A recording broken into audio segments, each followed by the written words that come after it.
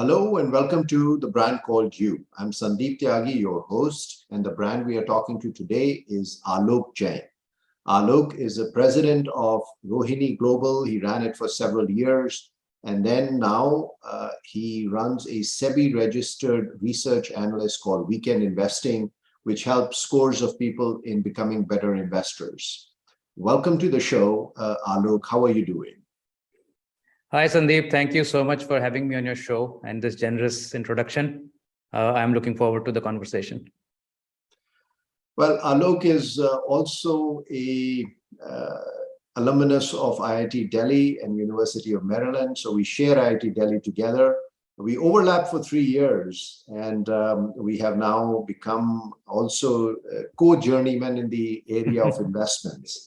So let's start off, Alok, with learning more about weekend investing. What does it do, and how has your professional journey evolved since the days of IIT and your stint in US? So I was there in the US from 1991, post the B.Tech. I went to the US for my master's in science initially, and then kind of switched gears and got into finance and went for a dual degree M.B.A program at University of Maryland. And then once that was near completion, National Stock Exchange was opening up in India. So I was in double mind whether to, stay back and do a job there, or, sort of start a startup of sorts by coming back. And my parents were also very keen for me to come back. So I did, get together with a couple of investors, family investors, and we took the professional membership of the National Stock Exchange. So we were one of the first few North India-based National Stock Exchange members. Started with institutional investing. So we had a small Bombay office, and we were primarily, doing trades for institutions, mutual funds, domestic insurance companies, so on and so forth. And then gradually that business translated into corporate, small corporates. Then it went into retail. So it remained a small boutique operation, but it did transgress all these different genres of, types of investors. And then post 2008, the business dynamics changed a lot. With discount brokers started to come in and the margins getting squeezed a lot. So somewhere around 2012, 13, I decided to hang the boots on the brokerage part, because I thought, the value addition is not as great in that business and is not translating into that kind of a margin. And so I decided to sort of be on my own for a few years. So I was investing, trading on my own account, just wanting to be very peaceful in life without the corporate structure around me. Mm-hmm. And and I guess over those 2-3 years, I really got bored because, there was no team and there was nobody to talk to even talk to. And I started posting my strategies, which I had developed for myself on Twitter. And that caught the attention of a few folks initially. Later on, some media houses like Money Control caught the attention and rolled out some, blogs and articles about it. And then there was a lot of demand for, why don't you offer these strategies to us as well from retail investors? So right. These strategies essentially were, in the momentum investing genre, where, I wanted to only review the portfolios once a week and have 6 days to myself, travel or do whatever you like, be free in life. So I coined my sort of operation as weekend investing. So just look at the portfolio once a week, just before the weekend, and you're done with it. Very interesting. So you have traversed pretty much the journey from modernization of capital markets, in a sense, when NSE and digital exchanges were born in the country, all the way to now when a lot of investors are coming into the market for the first time. Yes. Over this journey of over 25 years, what changes have you seen in people's attitudes towards investing? How do you see that changing over time? So, I mean, the markets and the ecosystem has changed dramatically since I started. Just to give you some, so your viewers, some brief idea. So, in '96, when we started, there was no concept of a demat account. So the stocks used to be physical deliveries, physical paper moving around with transfer deeds, and them going bad because of bad signatures. So you could buy a stock from the market and send that stock to the stock registrar to register in your name. It could come back and with the note saying that the signatures didn't match, so it's a bad delivery. So that again had to go back through the stock exchange system, back to the buyer, back to the seller, for the signatures to be redone again. So just to get a stock into your own name could take months at that time. Wow. And this was despite online platforms having come into place for the transaction.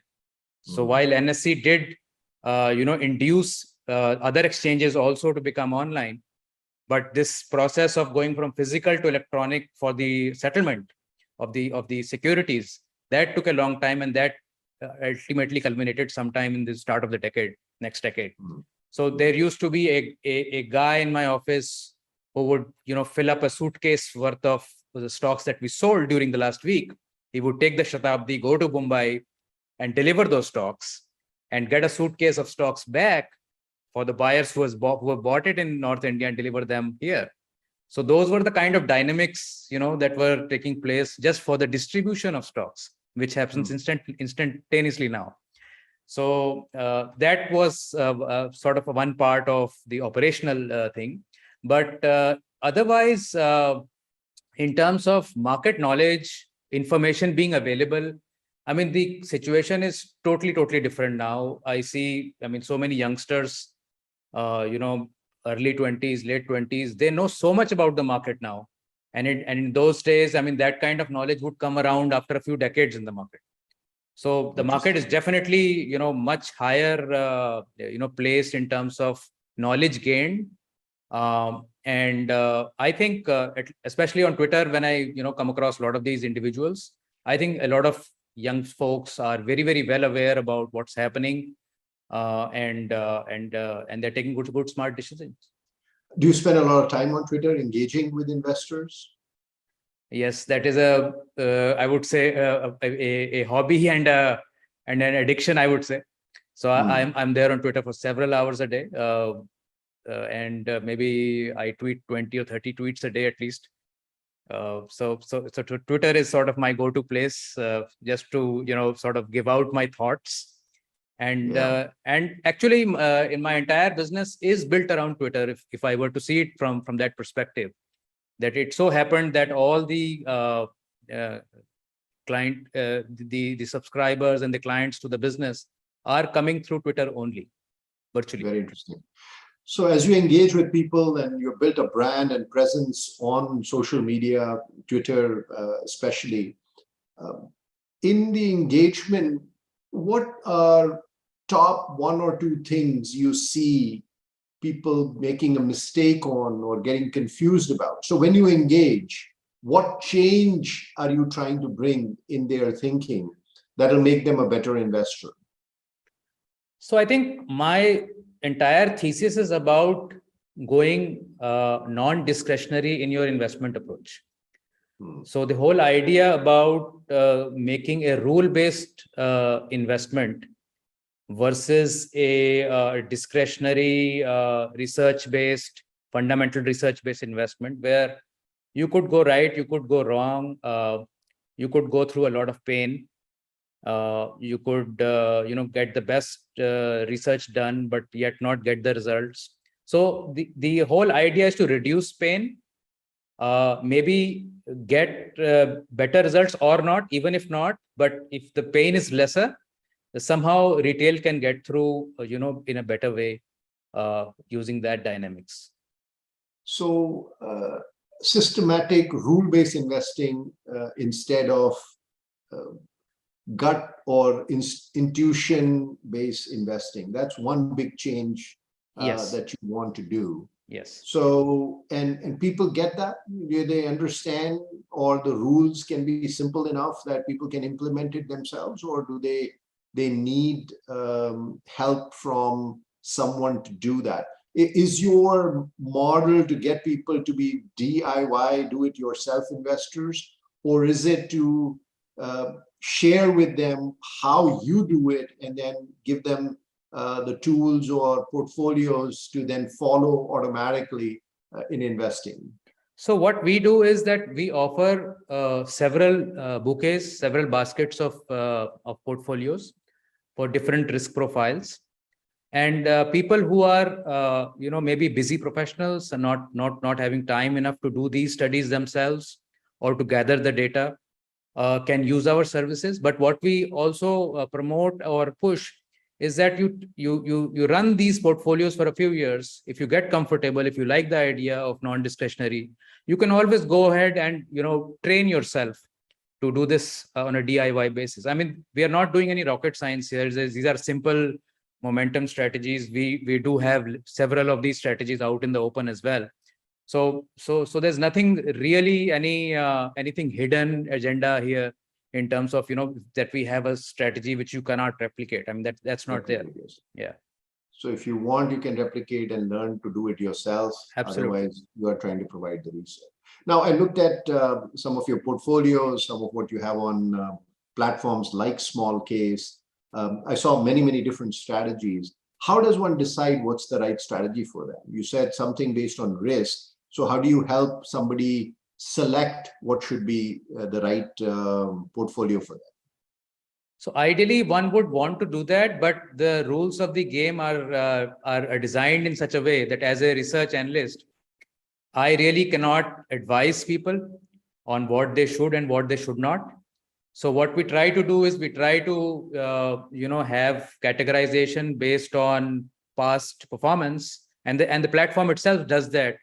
It classifies strategies in low volatility or high volatility, or we'll try to give all the performance data about the past drawdowns, past returns, so on and so forth. But the decision ultimately has to rest with the client because of our license conditions. That is the difference between a research analyst and an investment advisor. That's right. Okay, understood. Well, let's change gears and talk a bit about your personal journey. Alok, tell us a little bit about your childhood. Where did you grow up? What was your childhood like? So I grew up in Delhi. I was born in Delhi, and the house that I'm living in right now is where I was born. So I've been in this house for 52 years. Minus a few years outside Delhi. My father was in the central government, and he was posted to various places, Kanpur, Bhilai, for a few years. So I did move with him. And I was out to the US for 5 years post my IIT days. But childhood was very, I would say, fun-filled childhood. I was not a very studious kid. A lot of gully cricket around, and you still made it to IIT, which means you either were brilliant or did put in some effort. So that I to just tell you a very short story. My father got posted to Bhilai when I was in the 11th grade. So he was, and we as a family, we decided that I will not go because it was the serious 11th and 12th, and we don't want to jeopardize whatever future was, waiting for me. But then I went over the summer break to Bhilai, and I saw there was a huge ecosystem for preparing for IIT. And I was so impressed, and I just stayed back there only. So I registered myself in the government school there, and in the private school that I was here in Delhi, I had never probably even come in the top 5 positions in the class.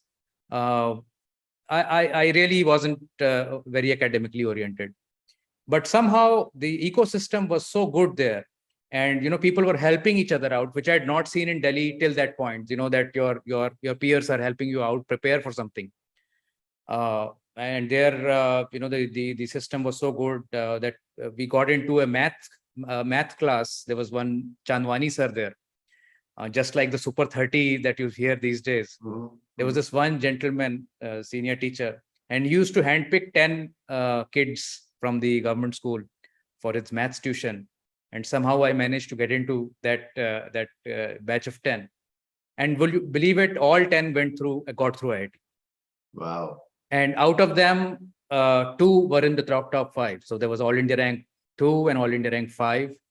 So that was the kind of, brilliance around me, probably brushed off on me a bit in those days. So that was just, I would say, pure luck that I happened to be, placed in Bhilai for those 2 years, and IIT happened to me. Very interesting. What was a memorable piece of advice that changed the direction? You kind of, as they say, the light went off and said, this is on, and said, this is what I'm going to do, or something that shaped you in a meaningful way? I would think that I have lived my entire life in a sort of synonymous momentum style way, that go with the flow.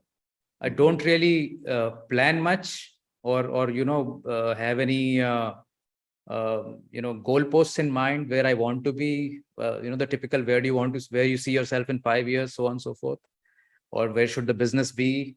So I'm a bit not so pushy about things. So I just let things happen. So I've just gone with the flow. I mean, I came back to India, I set up that business, I ran that for almost 20 years.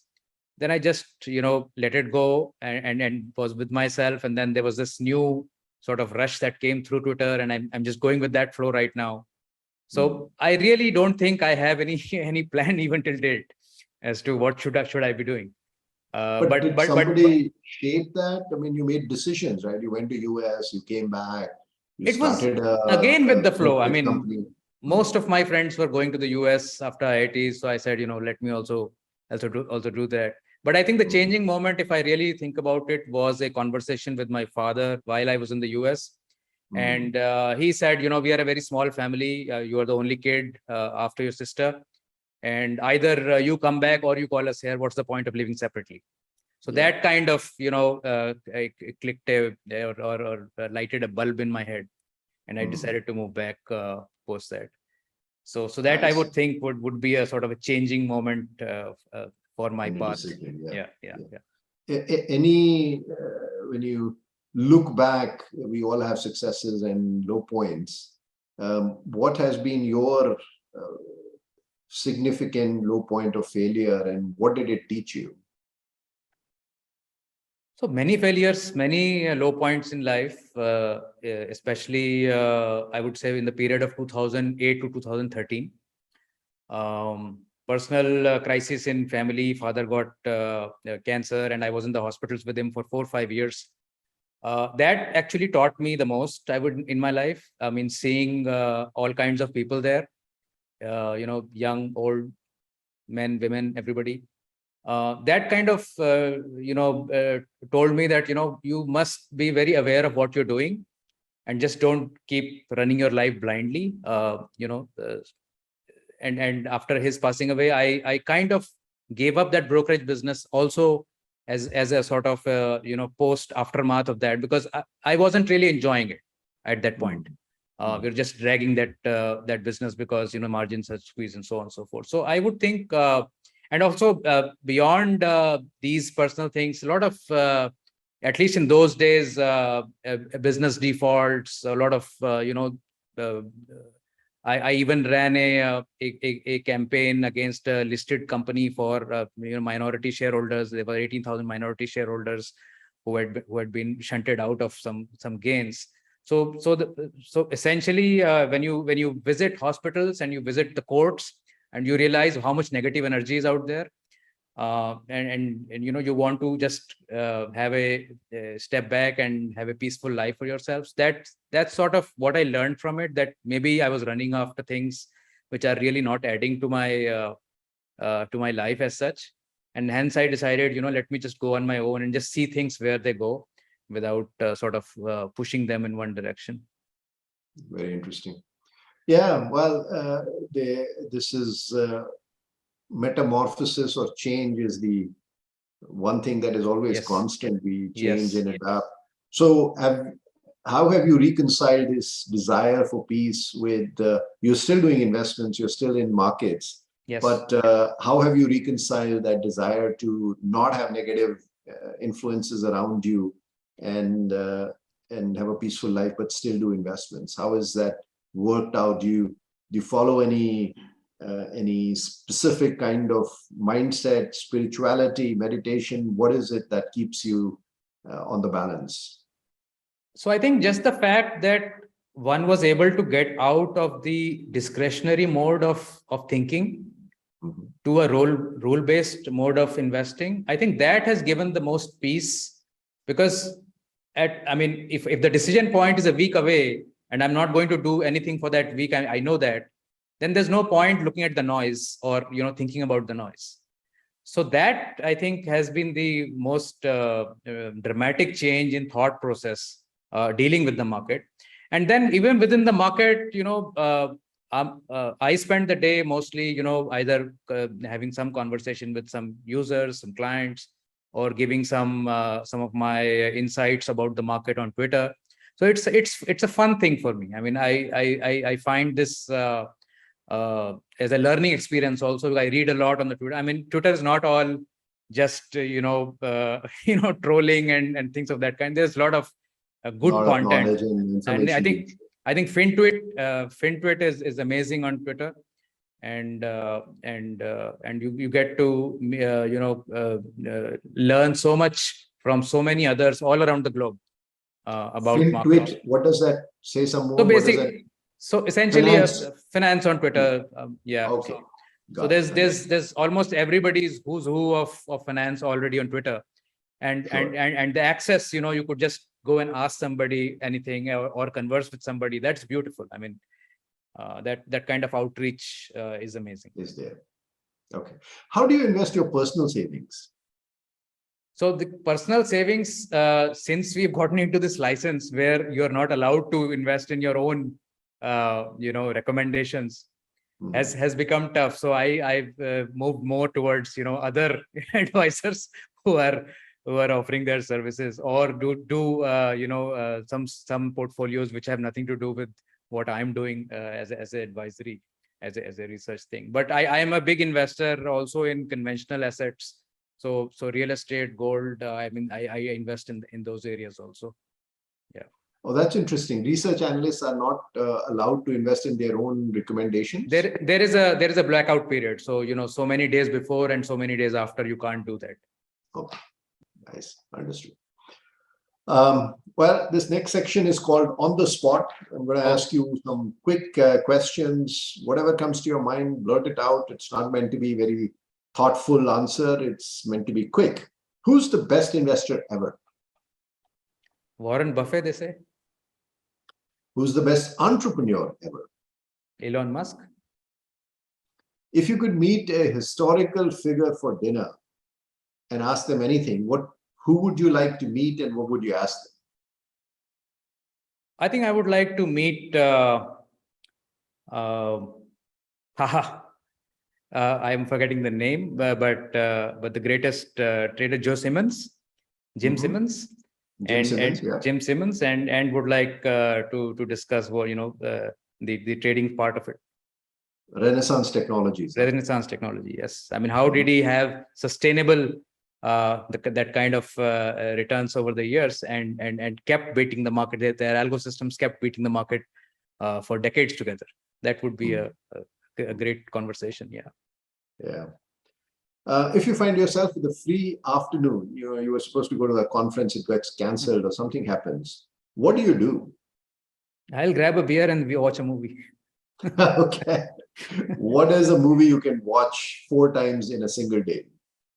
Maybe something like a Gladiator or That's interesting. That's a very interesting pick. Yeah. I've asked this question of dozens of people. I've never heard that kind of a, that's very interesting. Final question, Alok. What is brand Alok Jain in your own words? So I think I would like people to see it as a viewpoint which can help them move away from this noise and discretion in thought process, and simplify the investment process, and which can lead to financial independence for them. Because I mean, I feel that people have just complicated things so much that the complication effectively does not come around and deliver the results. So when simple things are available, which can deliver the results, and you can live your life while you are going through that process, why not get that? Okay, so there you have it, Alok Jain, the systematic guru to lead you to financial independence. Thank you so much, Alok, for joining. It was wonderful. Thank you, Sandeep. It was a pleasure to be on your show, and all the best to you as well. Thank you for listening to the Brand Called You videocast and podcast, a platform that brings you knowledge, experience, and wisdom of hundreds of successful individuals from around the world.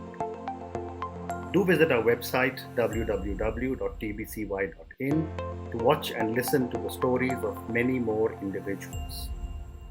You can also follow us on YouTube, Facebook, Instagram, and Twitter. Just search for the Brand Called You.